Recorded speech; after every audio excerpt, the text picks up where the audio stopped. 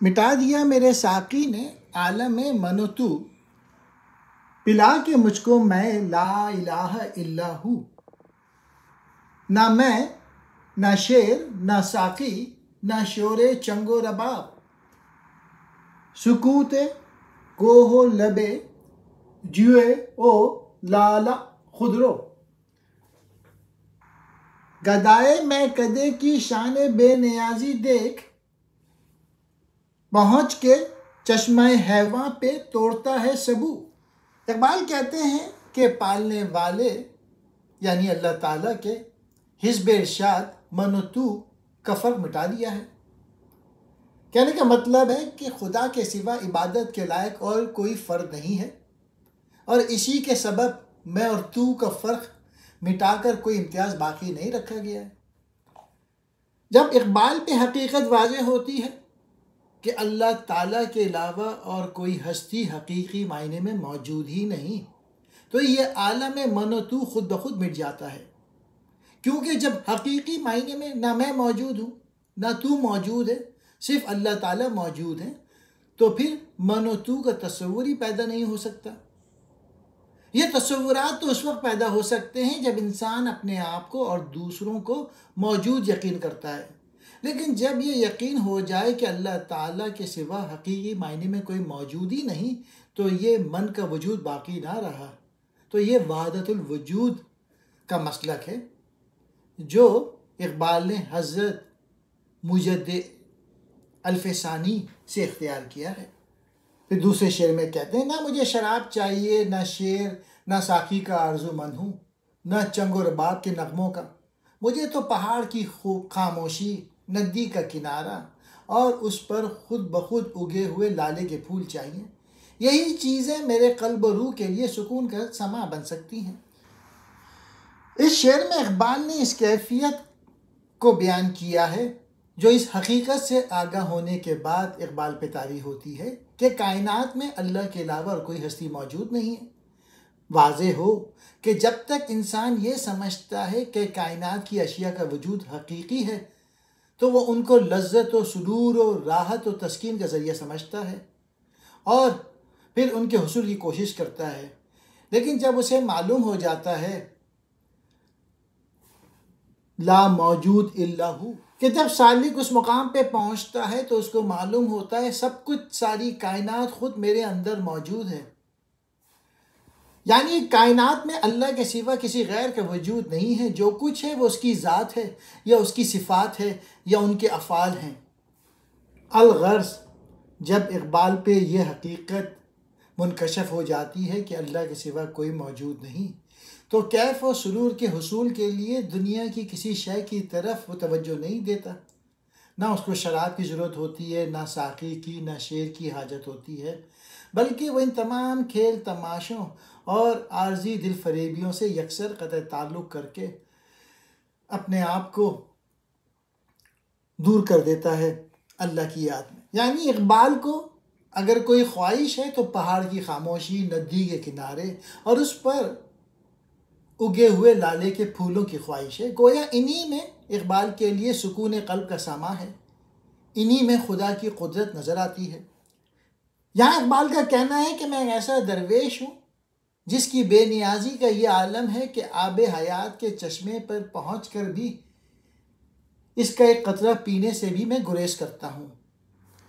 ساقی اللہ تعالیٰ، من و تو میرا تیرا، یعنی ہم دونوں ایک ہیں۔ لا الہ الا ہو کلمہ طیبہ کا انعام، یعنی شراب توحید، میں کہتے ہیں شراب کو، ساقی پلانے والے، شور چنگ و رباب راگ رنگ کا شور، سکوت کہتے ہیں خاموشی، کوہ کہتے ہیں پہاڑ، لبے جو ندی کا کنارہ، لالہ خضرو قدرتی اگا ہوا لالے کا پھول، گدائے میں کدا، میں کدے کا فقیر، بے نیازی بے پروائی، چشمہ حیواں دائمی زندگی دینے والا پانی کا چشمہ، سبو کہتے ہیں پیالے کو۔ میرا سبوچہ غنیمت ہے اس زمانے میں کہ خانقاہ میں خالی ہیں صوفیوں کے کدو، میں نو نیاز ہوں، مجھ سے حجاب ہی اولا، کہ دل سے بڑھ کے ہے میری نگاہ بے قابو، اگرچہ بحر کی موجوں میں ہے مقام اس کا، صفائے پاکی طینت سے ہے گوہر کا وضو، جمیل تر ہے گل و لالا فیض سے اس کے، نگاہ شاعر رنگی نوا میں ہے جادو۔ اقبال کہہ رہے ہیں کہ میری شاعری، میری پوئٹری اور میرے شعر سمجھو، کیونکہ یہ غنیمت ہے اس زمانے میں۔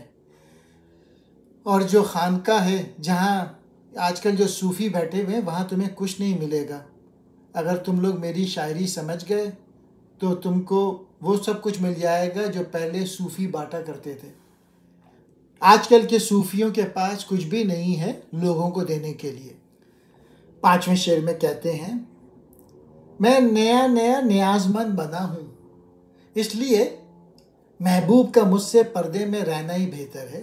اس کی وجہ یہ ہے کہ میری نگاہ میرے دل سے بھی زیادہ بے قابو ہے، اس پر قابو پانا مشکل ہے۔ نو نیاز سے مراد یہی ہے کہ میرے عشق کا آغاز ہوا ہے، اور اس میں ظاہر ہے بے قراری زیادہ ہوتی ہے شروع میں۔ 6 شعر کا مین میسج یہ ہے کہ جو لوگ نیک اور متقی اور پرہیزگار ہوتے ہیں، وہ بدکاروں اور ناپاک ماحول میں رہ کر بھی اپنی نیکی اور پاکیزگی کو برقرار رکھ سکتے ہیں۔ اگرچہ جو موتی ہے وہ بحر یعنی سمندر کی موجوں میں رہتا ہے اور سمندر کا پانی کھارا ہوتا ہے، لیکن اس کے باوجود وہ بالکل موتی صاف ستھرا رہتا ہے۔ موتی اپنی پاک فطرت کے صاف و شفاف پانی سے وضو کرتا ہے، لہروں میں رہتے ہوئے بھی سیپی کے منہ میں بند ہونے کی باعث موتی لہروں سے بے نیاز ہوتا ہے اور یوں مستقل طور پہ پاکیزہ رہتا ہے۔ اور آخری شعر میں اقبال اپنی تعریف کر رہے ہیں کہ ان کی شاعری میں بہت تاثیر ہے، بہت اثر۔ اقبال کہتے ہیں کہ شاعر کی نگاہ میں ایسا جادو پوشیدہ ہوتا ہے کہ اس کی نگاہ کے فیض سے پھول زیادہ خوبصورت معلوم ہونے لگتے ہیں۔ شاعر کی جو آنکھ ہے عام آدمیوں کی آنکھ سے زیادہ تیز ہوتی ہے، اس لیے شاعر کو پھولوں میں وہ خوبیاں نظر آ جاتی ہیں جو عام آدمیوں کو نظر میں نہیں آ سکتی۔ اقبال کائنات میں اس حسن کو بھی دیکھ سکتے ہیں جو ان میں موجود تو ہے لیکن عام آدمیوں کی نگاہ سے چھپا ہوا ہے وہ حسن۔ سبوچا کہتے ہیں چھوٹا سا پیالہ، غنیمت جو مل جائے اس پہ کفایت کرنا، خالی ہیں صوفیوں کے کدو، صوفی لوگ بھی علم سے خالی ہیں، کدو کہتے ہیں برتن کو۔ نو نیاز ہوں، نیا مرید ہوں، حجاب کہتے ہیں پردے کو، اولا کہتے ہیں بہتر ہے، نگاہ بے قابو، نگاہ پر قابو نہیں، بحر کہتے ہیں سمندر کو، موجوں لہروں، پاکی طینت فطرت کی پاک بازی، گوہر کہتے ہیں موتی کو، جمیل کہتے ہیں خوبصورت، گل و لالا و فیض، گلاب اور لالے کے پھول اس کی عطا سے خوبصورت ہیں۔ کبھی آوارہ و بے خانمہ عشق، کبھی شاہ شہاں نو شیرواں عشق، کبھی میدان میں آتا ہے ذرہ پوش، کبھی اریاں و بے تیغ و ثنا عشق۔ اس ربائی میں اقبال نے یہ بتایا ہے کہ عشق کا ظہور مختلف صورتوں میں ہوتا ہے۔ بالفاظ دیگر عاشقوں کی متعدد انواع و اقسام ہیں۔ کبھی ایسا ہوتا ہے کہ عشق انسان کو آوارہ و بے خانمہ کر دیتا ہے، چنانچہ جب کفار مکہ نے صحابہ کرام کو اللہ اور اس کے رسول صلی اللہ علیہ وسلم کی محبت کے جرم میں ترک وطن پہ مجبور کیا تو شمع رسالت کے یہ پروانے خوشی خوشی اپنا گھر بار چھوڑ کے نکلے، یعنی بے خانمہ ہو گئے۔ اور اسی عشق کی بدولت کبھی انسان بادشاہی کے مرتبے پہنچ جاتا ہے۔ مثلا حضرت عمر فاروق، ان کے آباء و اجداد بادشاہ نہیں تھے، لیکن عشق رسول صلی اللہ علیہ وآلہ وسلم کی بدولت ان کو یہ مرتبہ حاصل ہو گیا۔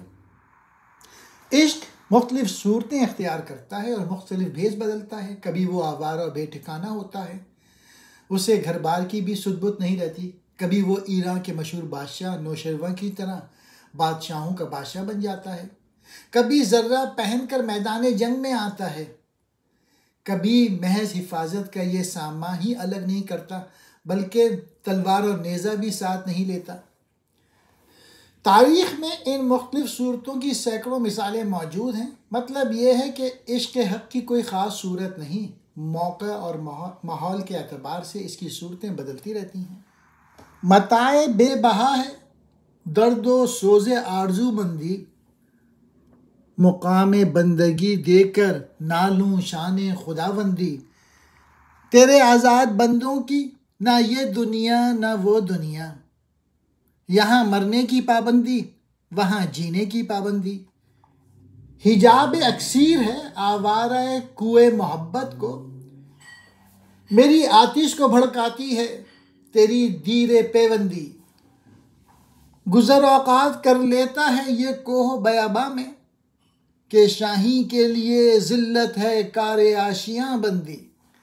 پہلے شعر میں اقبال کہہ رہے ہیں عشق میں محبوب کی آرزو اور سوز و درد نہایت بیش قیمت سرمایہ ہے. اگر مجھ سے کہا جائے کہ میں بندگی ذوق و شوق چھوڑ کر آقائی کی بے نیازی لے لوں تو میں یہ سودا کبھی نہ کروں گا. گویا ایسا سرمایہ چھوڑ کر آقا کی سی بے نیازی اختیار کرنا عاشق کی شان کے خلاف ہے. پہلے شعر میں اقبال نے اس کی اہمیت اور قدر و قیمت واضح کی ہے. کہتے ہیں محبوب کے حصول کی آرزو سے انسان کے اندر درد و رموز کی جو کیفیت پیدا ہو جاتی ہے وہ عاشق کی نظر میں اتنی قیمتی ہوتی ہے کہ اس کا اندازہ نہیں ہو سکتا. مقام بندگی سے شان نیاز اور شان خداوندی سے مرتبہ ناز مراد ہے. اقبال یہ بتانا چاہتے ہیں کہ مرتبہ نیاز مرتبہ ناز سے زیادہ دلکش ہوتا ہے. دوسرے شعر میں اقبال نے آزاد بندوں کی صفت بیان کی ہے. واضح ہو کہ کلام اقبال میں آزاد ایک اصطلاح ہے جس سے مراد وہ شخص جو اللہ سے خاص محبت کرتا ہو، کسی صلہ یا جزا مثلا جنت کا خواہاں نہ ہو. لیکن اس شعر میں اس لفظ کے مفہوم میں یہ بات بھی داخل ہے کہ آزاد وہ ہے جو کسی قسم کی پابندی گوارا نہ کرے. الغرض آزاد سے وہ عاشق مراد ہے جو کائنات میں کسی غیر کی طرف سے عائد کردہ پابندی کو قبول نہ کرے. اقبال کہتے ہیں اے خدا سچی بات تو یہ ہے تیرے آزاد بندے، یعنی وہ بندے جو تیری محبت کی قید میں ہیں، ان کے اندر قیود و حدود اس درجے کے پیدا ہو گئے. مجھے اندیشہ ہے کہ وہ نہ یہاں خوش رہ سکتے ہیں نہ وہاں، کیونکہ یہاں مرنے کی پابندی ہے اور وہاں جینے کی پابندی ہے. گویا یہاں یعنی اس دنیا میں تو ہر حال میں مرنا ہے، لیکن وہاں ہمیشہ کی زندگی ہوگی، اور یہ دونوں پابندیاں ہیں جو آزاد فطرت عاشق کے لیے گویا ناگوار ہیں. تیسرے شعر میں اقبال کہتے ہیں کہ محبوب جب تک پردے میں رہے تو سوز عشق میں اضافہ ہوتا جاتا ہے. اے خدا جب میں غور کرتا ہوں تو عاشق کے حق میں بہت مفید ثابت ہوتا ہے، کیونکہ جس قدر تو مجھ سے اجتناب کرتا ہے اس قدر تجھ سے ملنے کی آرزو پیدا ہوتی ہے. محبت کے کوچے میں آوارہ گھومنے پھرنے والے عاشق کے لیے محبوب کا پردے میں رہنا ایک طرح سے اس کے لیے یہ پردہ اکثیر کی تاثیر رکھتا ہے. پھر چوتھے شعر میں شاہین یا شہباز جیسے پرندے کے لیے اپنا آشیانہ بنا کر رہنا ذلت کا باعث ہے، اسی لیے وہ کوہ و بیاباں میں اپنی زندگی بسر کرتا ہے. گویا بلند حوصلہ انسان کو اسباب و وسائل سے کوئی تعلق یا دلچسپی نہیں ہوتی، وہ اپنی ہمت کے وجہ سے اپنی زندگی سنوارتا ہے. اس شعر میں شاہین کا استعارہ اقبال نے بلند حوصلہ اور جرت مند لوگوں کے لیے استعمال کیا ہے. جس طرح شاہین اپنا گھونسلے بنانے کو ذلت تصور کرتا ہے، اس کے برعکس وہ آزادانہ پرواز کے ساتھ پہاڑوں اور جنگلوں میں بسیرا کرتا ہے. اس طرح جو آزاد مرد ہوتے ہیں انہیں بھی کسی خاص مکان کی ضرورت نہیں ہوتی، وہ ہر وقت جد و جہد کے ذریعے اپنا مستقبل سنوارتے ہیں۔ متاع کہتے ہیں سامان کو، بے بہا یعنی ایسی قیمت جو ادا نہ ہو سکے، مقام بندگی اطاعت کا مقام، شان خداوندی اللہ کی شان کے مقابل، آزاد بندوں جو ہر طرح بلند نظر ہوں۔ حجاب پردے کو کہتے ہیں، اکثیر بہترین دوا، آوارہ کوئے محبت، محبت کے کوچے میں پھرنے والا، دیر پیوندی دیر سے ملنے والا، گزر اوقات گزارا کرنا، کوہ بیاباں پہاڑوں جنگلوں میں، شاہی باز کو کہتے ہیں، ذلت بے عزتی، کار آشیاں بندی گھونسلہ بنانا۔ یہ فیضان نظر تھا یا کہ مکتب کی کرامت تھی، سکھائے کس نے اسماعیل کو آداب فرزندی۔ زیارت گاہ اہل عزم و ہمت ہے لحد میری، کہ خاک راہ کو میں نے بتایا راز الوندی۔ میری مشتاقگی کی کیا ضرورت حسن معائنے کو، کہ فطرت خود بخود کرتی ہے لالے کی حنا بندی۔ حضرت اسماعیل علیہ السلام نے فرزندی کے جن قاعدوں اور طور طریقوں کا بے مثال عملی نمونہ پیش کیا، وہ انہیں کس نے سکھائے تھے؟ ان کی تعلیم انہیں کہاں ملی تھی؟ کیا یہ سب کچھ کسی درسگاہ میں سکھایا گیا تھا؟ یہ تو ان کے والد ماجد حضرت ابراہیم علیہ السلام کی پاک نظر کا فیض تھا۔ اس شعر میں حضرت اسماعیل کے واقع قربانی کی طرف اشارہ ہے۔ چھٹے شعر میں اقبال کہتے ہیں کہ موت کے بعد میری قبر مستحکم ارادہ رکھنے والے اور حوصلہ مند لوگوں کے لیے زیارت گاہ کی حیثیت اختیار کر لے گی، اور پھر دوسرے مصرعے میں اس کی وجہ بھی بتائی ہے، اور اس کی وجہ یہ ہے کہ میں نے راستے کی گرد کو پہاڑ جیسا مضبوط و ثابت قدم اور وسیع بننے کا راز بتا دیا ہے۔ یعنی میری شاعری کو پڑھ کر جو کمزور لوگ ہیں وہ اپنے اندر مضبوطی پیدا کر سکتے ہیں۔ یہی وجہ ہے کہ بلند ہمت انسان میری قبر پہ آتے جاتے رہتے ہیں۔ چونکہ میں نے مسلمانوں کو ترقی اور سربلندی کا راز بتا دیا ہے، اس لیے مجھے اللہ کے فضل و کرم سے امید ہے کہ میرے مرنے کے بعد میری قبر زیارت گاہ بن جائے گی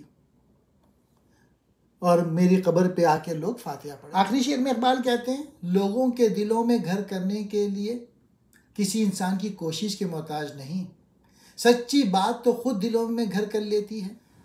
فطری حسن کو کسی بناوٹ اور سنگھار کی ضرورت نہیں ہوتی۔ جس طرح قدرت نے لالے کے پھول کو ایک فطری سرخ رنگ عطا کیا ہے، اسی طرح سچائی کے اظہار میں کسی طمع سازی کی حاجت نہیں ہوتی۔ فیضان نظر، نظر کی عطا تھی۔ مکتب کہتے ہیں مدرسے کو۔ اسماعیل، حضرت اسماعیل، آداب فرزندی، بیٹا ہونے کے آداب۔ زیارت، دیکھنے کی جگہ، اہل عزم و ہمت، ہمت والے بہادر لوگ، لحد میری، میری قبر، خاک راہ، آدمی، الوندی ایران میں ایک پہاڑ کا نام ہے۔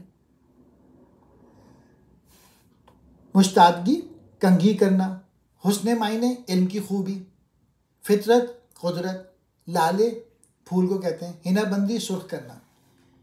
کبھی تنہائی کوہ و دمن عشق، کبھی سوز و سرور و انجمن عشق، کبھی سرمایہ محراب و منبر، مولا علی خیبر شکن عشق۔ اس ربائی میں بھی عشق کی مختلف حالتیں بیان کی گئی ہیں۔ فرماتے ہیں عشق کبھی تو پہاڑوں کی تنہائی پسند کرتا ہے جہاں کسی سے واسطہ نہ پڑے، کبھی وہ محفل اور اس کے سوز و سرور کی طرف مائل ہو جاتا ہے، کبھی محراب اور منبر کو زینت بخشتا ہے یعنی امام اور خطیب بن جاتا ہے، کبھی حضرت علی رضی اللہ تعالیٰ عنہ کی طرح خیبر کا قلعہ توڑ کر رکھ دیتا ہے۔ یہ عشق کی مختلف حالتیں اور کیفیتوں کا نقشہ ہے، اور ان تمام حالتوں کی مثالیں تاریخ میں موجود ہیں۔ تاریخ شاہد ہے کہ حضرت علی رضی اللہ تعالیٰ عنہ نے قلعہ خیبر کا دروازہ تنہا تنہا محض عشق کی طاقت سے اکھاڑ کے پھینک دیا تھا۔ تجھے یاد کیا نہیں ہے میرا دل کا وہ زمانہ، وہ ادب گائے محبت، وہ نگاہ کا تازیانہ۔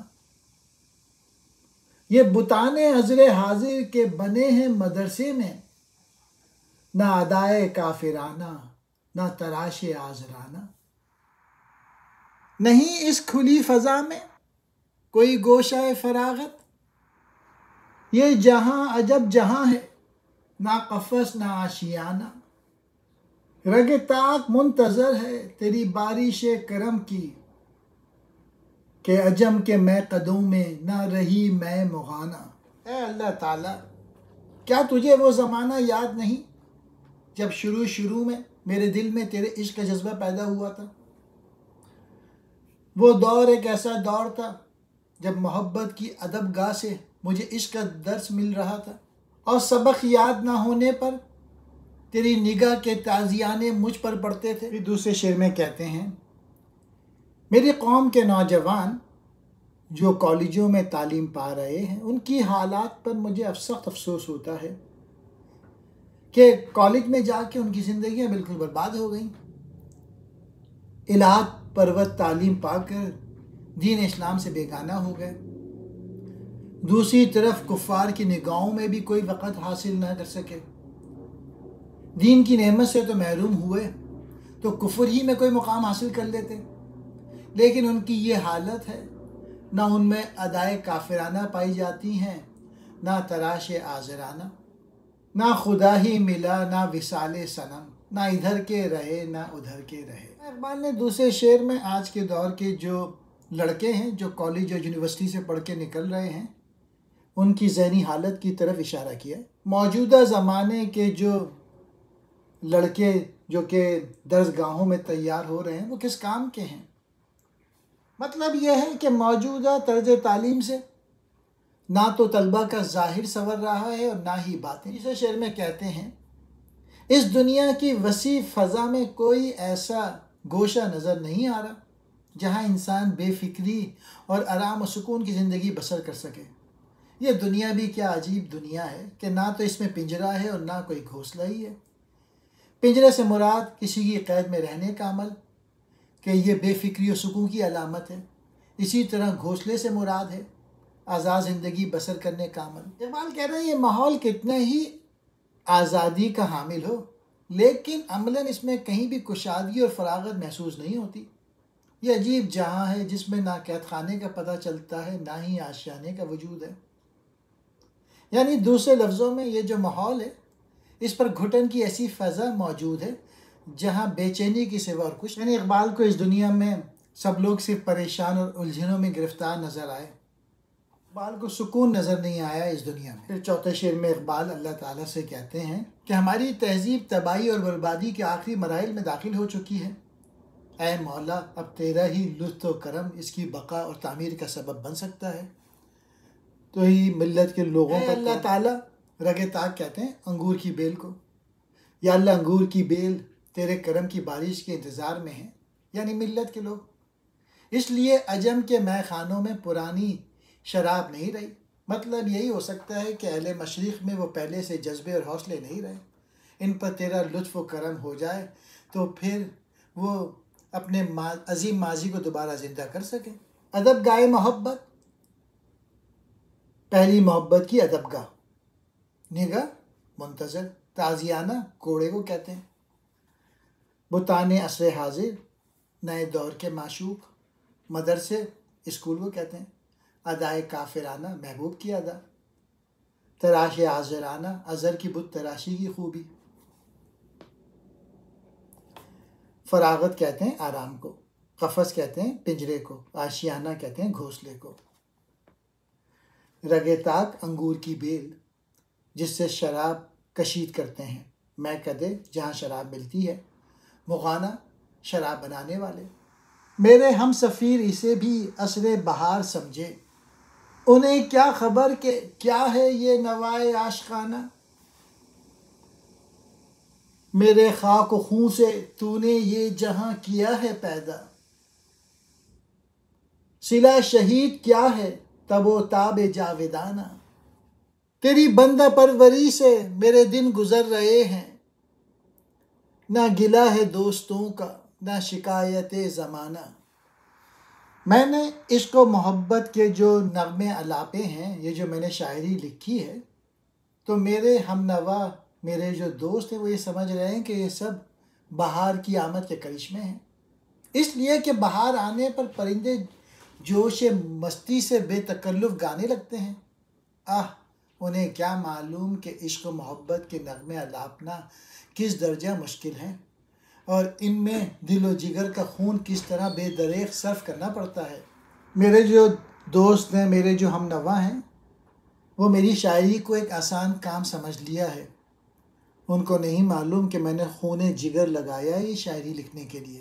اللہ تعالیٰ اس دنیا میں زندگی کی رونق اور چہل پہل انہی جانبازوں کے دم سے ہے جو تیری راہ میں شہید ہوئے۔ گویا یہ دنیا انہی کی خاک اور خون سے تیار ہوئی ہے۔ ان شہیدوں کا انعام کیا ہے؟ محض یہ کہ انہیں ہمیشہ کے لیے تڑپ اور بے قراری عطا ہو جائے۔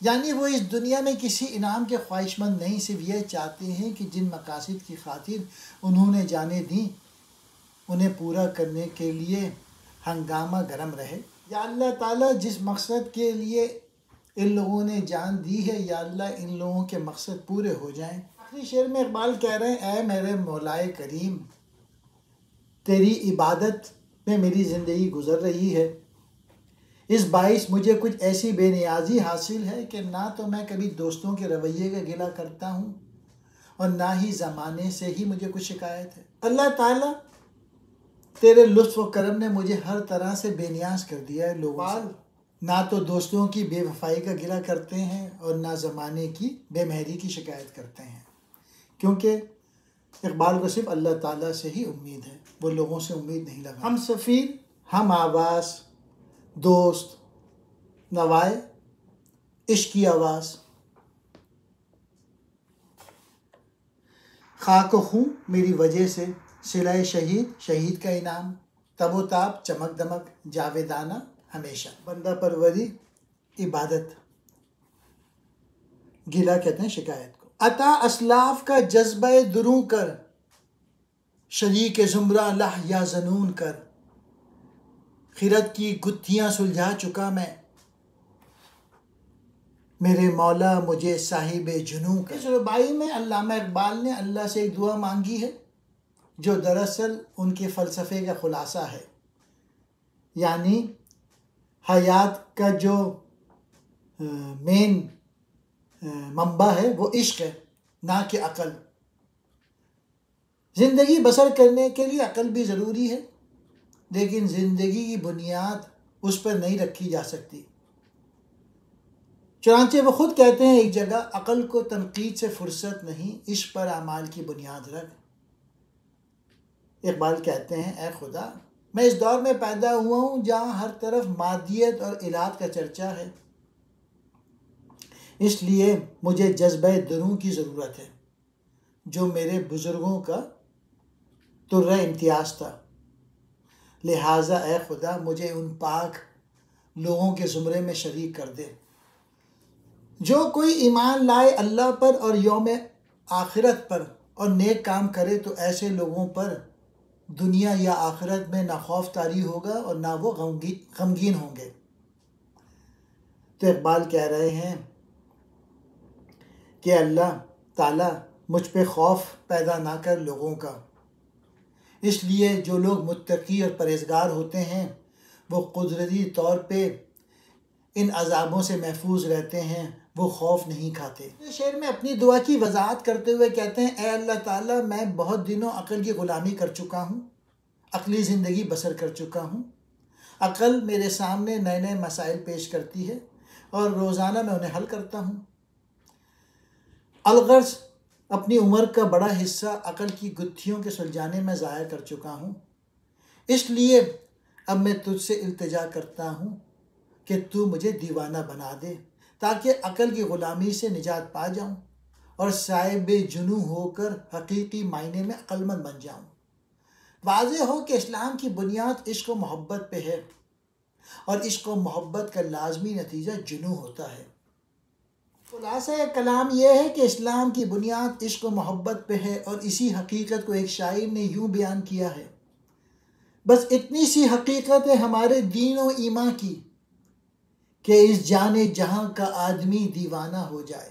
عقل کی پیروی کرنے والا جب مرتا ہے تو ہمیشہ کے لیے مر جاتا ہے، لیکن جب عشق کا آدمی مرتا ہے تو ہمیشہ کے لیے زندہ ہو جاتا ہے۔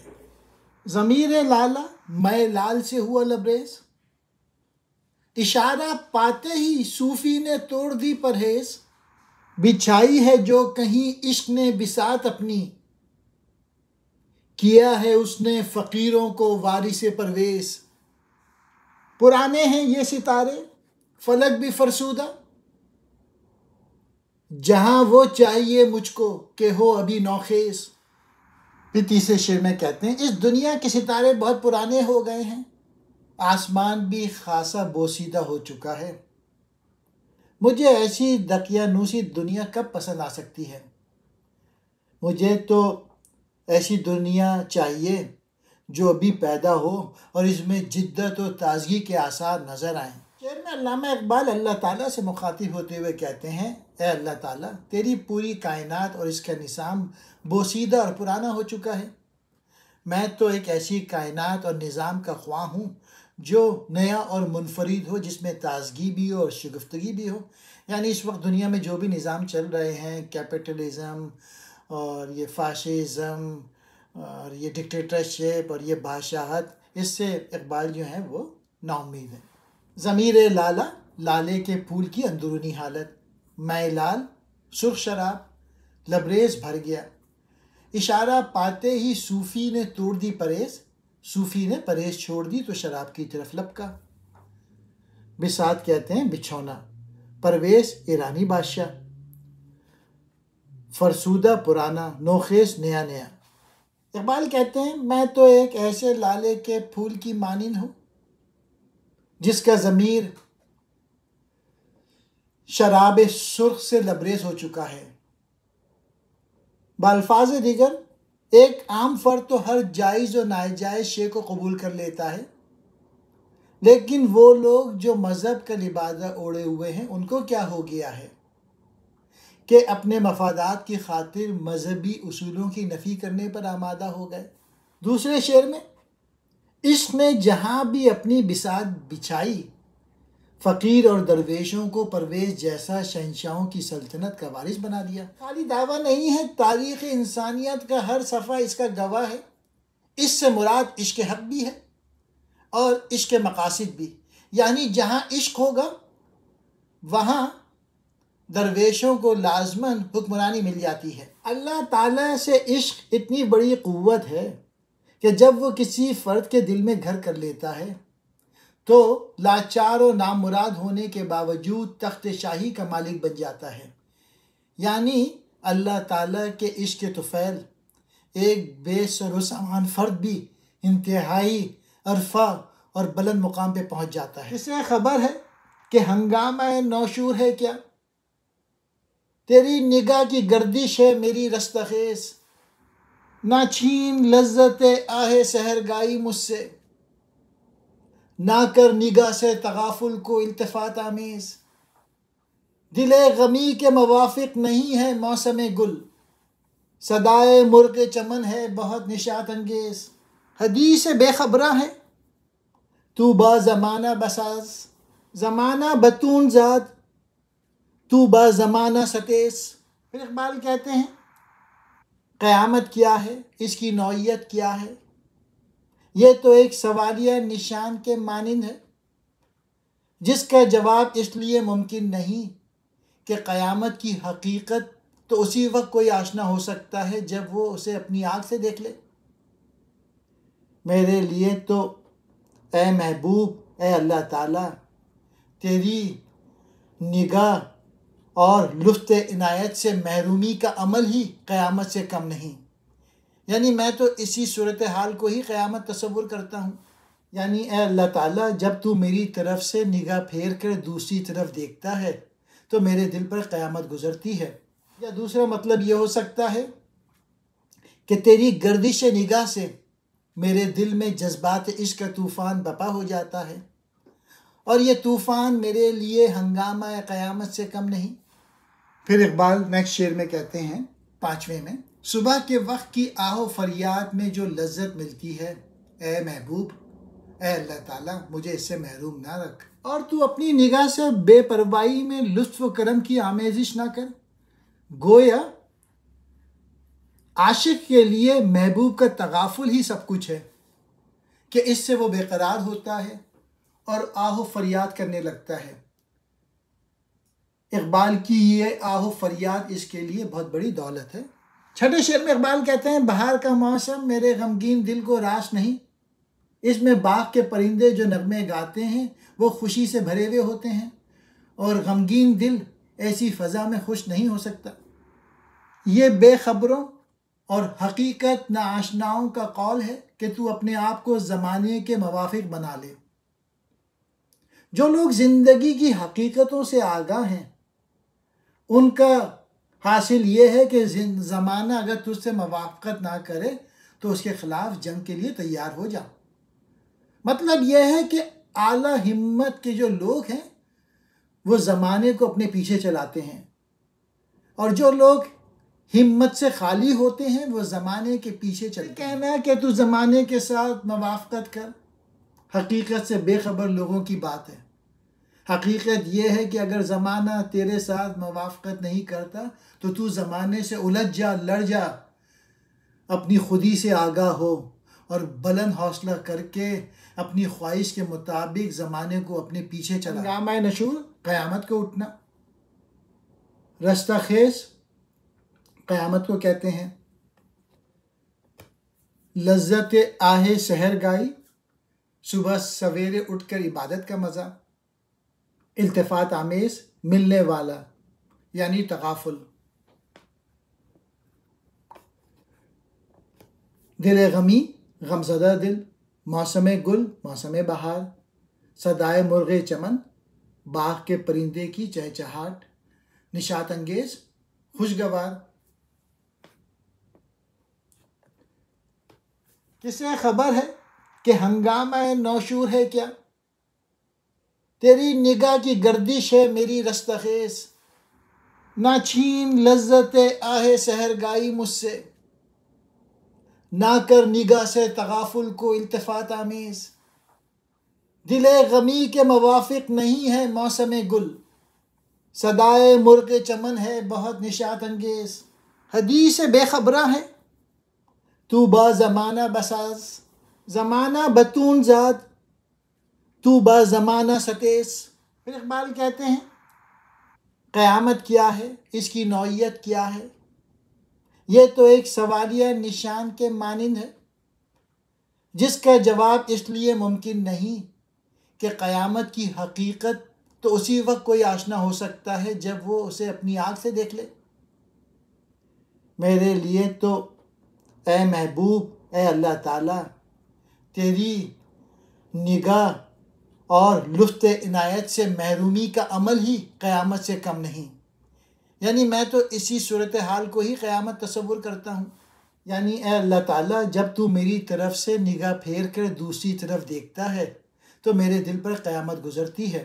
یا دوسرا مطلب یہ ہو سکتا ہے کہ تیری گردش نگاہ سے میرے دل میں جذبات عشق کا طوفان بپا ہو جاتا ہے، اور یہ طوفان میرے لیے ہنگامہ قیامت سے کم نہیں۔ پھر اقبال نیکسٹ شعر میں کہتے ہیں 5ویں میں، صبح کے وقت کی آہ و فریاد میں جو لذت ملتی ہے، اے محبوب اے اللہ تعالیٰ مجھے اس سے محروم نہ رکھ، اور تو اپنی نگاہ سے بے پرواہی میں لطف و کرم کی آمیزش نہ کر۔ گویا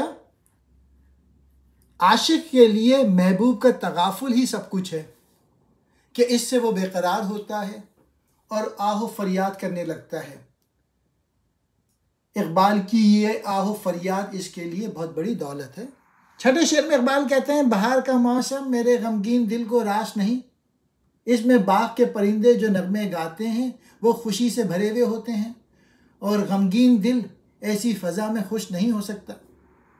یہ بے خبروں اور حقیقت ناآشناؤں کا قول ہے کہ تو اپنے آپ کو زمانے کے موافق بنا لے۔ جو لوگ زندگی کی حقیقتوں سے آگاہ ہیں ان کا حاصل یہ ہے کہ زمانہ اگر تجھ سے موافقت نہ کرے تو اس کے خلاف جنگ کے لیے تیار ہو جا۔ مطلب یہ ہے کہ اعلیٰ ہمت کے جو لوگ ہیں وہ زمانے کو اپنے پیچھے چلاتے ہیں، اور جو لوگ ہمت سے خالی ہوتے ہیں وہ زمانے کے پیچھے چلتے ہیں۔ کہنا ہے کہ تو زمانے کے ساتھ موافقت کر حقیقت سے بے خبر لوگوں کی بات ہے۔ حقیقت یہ ہے کہ اگر زمانہ تیرے ساتھ موافقت نہیں کرتا تو زمانے سے الجھ جا، لڑ جا، اپنی خودی سے آگاہ ہو اور بلند حوصلہ کر کے اپنی خواہش کے مطابق زمانے کو اپنے پیچھے چلا۔ ہنگامہ نشور، قیامت کو اٹھنا۔ رستہ خیز قیامت کو کہتے ہیں۔ لذت آہ سحر گائی، صبح سویرے اٹھ کر عبادت کا مزہ۔ التفات آمیز، ملنے والا یعنی تغافل۔ دل غمی، غمزدہ دل۔ موسم گل، موسم بہار۔ صدائے مرغ چمن، باغ کے پرندے کی چہچہاٹ۔ نشاط انگیز، خوشگوار۔ یہ نکتہ میں نے سیکھا بوالحسن سے کہ جہاں مرتی نہیں مرگ بدن سے، چمک سورج میں کیا باقی رہے گی اگر بیزار ہو اپنی کرن سے۔ اس ربائی میں اقبال نے وحدت الوجود کا نظریہ پیش کیا ہے کہ انسان خدا تو نہیں ہے مگر خدا سے جدا بھی نہیں ہے۔ اقبال کہتے ہیں ابوالحسن سے میں نے یہ نکتہ سیکھا ہے کہ جان یعنی روح فانی نہیں ہے، انسان کی موت کے بعد بھی روح باقی رہتی ہے، اور اس حقیقت کو وہ آفتاب اور اس کی شعاؤں کی مثال سے واضح کرتے ہیں۔ اس کی مثال یہ ہے کہ سورج اپنی کرنوں سے بیزار ہو جائے تو اس میں چمک کہاں باقی رہے گی۔ قرآن کریم میں روح کو خدا کا امر قرار دیا گیا ہے۔ خدا نور ہے، روح اس نور کی ایک کرن یا اس کا ایک پرتو ہے۔ جسم بے شک مر سکتا ہے مگر روح نہیں۔ وہی میری کم نصیبی، وہی تیری بے نیازی، میرا کام کچھ نہ آیا یہ کمال نئے نوازی۔ میں کہاں ہوں تو کہاں ہے، یہ مکاں کے لا مکاں ہے، یہ جہاں میرا جہاں ہے کہ تیری کرشمہ سازی۔ اسی کشمکش میں گزری میری زندگی کی راتیں، کبھی سوز و ساز رومی، کبھی پیچ و تاب رازی۔ وہ فریب خوردہ شاہی کہ پلا ہو کر گسوں میں، اسے کیا خبر کہ کیا ہے راہ و رسم شہبازی۔ نہ زباں کوئی غزل کی، نہ زباں سے بے خبر میں، کوئی دلکشا صدا ہو، اجمی ہو یا کہ تازی۔ نہیں فقر و سلطنت میں کوئی امتیاز ایسا، یہ سپاہ کی تیغ بازی، وہ نگاہ کی تیغ بازی۔ کوئی کارواں سے ٹوٹا، کوئی بدگماں حرم سے، کہ امیر کارواں میں نہیں خوئے دل نوازی۔ اقبال کہہ رہا ہے میں نے شعر گوئی میں جو کمال حاصل کیا وہ میرے کسی کام نہ آیا، اس لیے کہ اے محبوب حقیقی، میں جیسا پہلے کم نصیب تھا ایسا ہی اب ہوں، اور تیری بے نیازی کی جو شان پہلے تھی وہی اس وقت ہے۔ دوسرا مقصد یہ ہو سکتا ہے کہ اقبال نہایت درد انگیز لہجے میں اپنی کہانی سناتے ہیں اللہ تعالیٰ سے کہ میرا ایک مقصد تھا اور وہ یہ تھا کہ قوم بیدار ہو جائے، لیکن افسوس کہ قوم نے مجھے ایک شاعر سمجھا۔ دوسرے شعر میں یہ راز کہ میں کہاں ہوں اور تو کہاں ہے، اور یہ دنیا جس میں میں زندگی بسر کر رہا ہوں مکاں ہے یا کہ لا مکاں ہے، آج تک مجھ پہ ظاہر نہیں ہوا۔ نیز یہ کہ دنیا میری دنیا ہے یا تیری کسی کرشمہ سازی کا نتیجہ ہے۔ دوسرے شعر میں بھی وحدت الوجود کا رنگ ہے کہ اقبال اللہ تعالیٰ سے کہتے ہیں کہ فکر انسانی حیرت میں ہے کہ زمان و مکان کی کیا حقیقت ہے، اور جسے ہم مکان سمجھتے ہیں یہ واقعی مکان ہے یا محض وہم و خیال ہے۔ مطلب یہ ہے کہ انسان کو ابھی تک حقیقت ابدی کا سراغ نہیں مل سکا. Who am I؟ تیسرے شعر میں کہتے ہیں میری زندگی کی راتیں کشمکش ہی میں گزری. کبھی دل مولانا روم کے سوز و ساز کی طرف متوجہ ہو جاتا ہے اور کبھی امام رازی کی فلسفیانہ سوچوں کی طرف. جو فریب کھایا ہوا شہباز ہو اور گدوں میں پل کر جوان ہوا ہو، وہ شہبازوں کے طور طریقوں سے کیا آگاہ ہو سکتا ہے. یہ بہت پیارا شعر ہے اور آج کے نوجوانوں کو سمجھنا چاہیے کہ جس ماحول میں وہ پرورش پا رہے ہیں وہ گدوں کا ماحول ہے. یہ وہ ماحول ہے جو کہ بزدل بناتے ہیں اور منافق پیدا کرتے ہیں. تو ان حالات میں جرت مندی اور انقلابی سوچ کیسے آ سکتی ہے؟ اگر کسی شاہی کی پرورش گدوں میں ہو تو قدرتی طور پہ وہ بھی مردار کھانے کا عادی ہو جائے گا. وہ کیا جانے کہ زندہ جانور کو شکار کرنے میں کیا لذت محسوس ہوتی ہے. اس شعر میں اقبال نے تنقید کی ہے کہ اقبال نے اپنے عہد کے تخلیقی عمل کو بے معنی قرار دیا ہے اور یہ خیال ظاہر کیا ہے کہ اس میں تاثیر ناپید ہے، اور اس خواہش کا بھی اظہار کیا ہے کہ قوم کو کوئی دلکش نغمہ ملے جو خواہ فارسی زبان میں ہو یا عربی میں. اس کے لیے زبان کی کوئی قید نہیں. یوں بھی کہہ سکتے ہیں محبوب کی ادائیں بیان کرنے کے لیے زبان کی کوئی قید نہیں، اور میں زبان سے واقف بھی نہیں. مجھے تو وہ نغمہ چاہیے جس سے دل کا پھول کھلے، خواہ وہ نغمہ فارسی زبان کا ہو یا عربی زبان کا. بادشاہ سپہ کی بدولت لوگوں پر حکمرانی کرتا ہے، فقیر اور درویش اپنے فیض نظر کی برکت سے دلوں میں حکومت کے تخت بچھاتے ہیں. اس شعر میں درویشی اور بادشاہی کے حوالے سے یہ خیال ظاہر کیا ہے کہ بظاہر دونوں میں کوئی امتیاز اور فرق محسوس نہیں ہوتا، عملاً دونوں کا کردار یکساں ہے. اور آخری شعر میں مایوسی کا اظہار کیا ہے کہ مسلمانوں کی کیا حالت ہے. کوئی جماعت سے تعلق توڑے بیٹھا ہے، کسی کے دل میں حرم یعنی مرکز اسلامی سے بدگمانی پیدا ہو گئی ہے. کبھی سوچا ہے اس پریشان حالی کا سبب کیا ہے؟ وجہ یہ ہے کہ جس شخص کے ہاتھ میں قوم کی باغ دوڑ ہے اور جو قافلے کا سالار ہے، اس میں دلوں کو موہ لینے کی خصلت موجود نہیں. کم نصیبی بے نصیبی، بے نیازی بے پرواہی، نے نوازی بانسری بجانا یعنی قوم کو بیدار کرنا.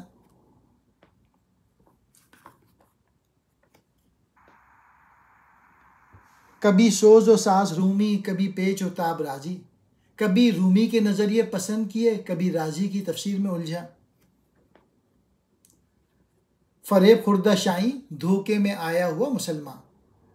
کرگس کہتے ہیں گدھ کو برے لوگ، رسم شہبازی، عقابوں کے طریقے.